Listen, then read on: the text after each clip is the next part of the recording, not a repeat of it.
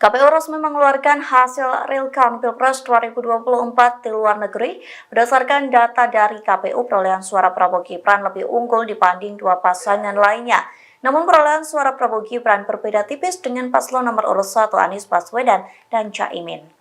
Dikutip dari tribunnews.com, suara DPT luar negeri masuk mencapai 24,26% per pukul 15 waktu Indonesia Barat. Dari data tersebut, pasangan Ganjar Mahfud mendapat presentasi paling rendah, yakni pada angka 26,7%.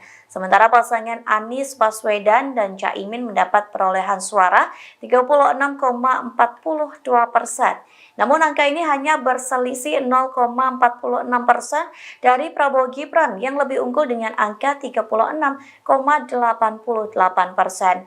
Data real count luar negeri yang dirilis KPU adalah 746 dari 3.075 TPS luar negeri.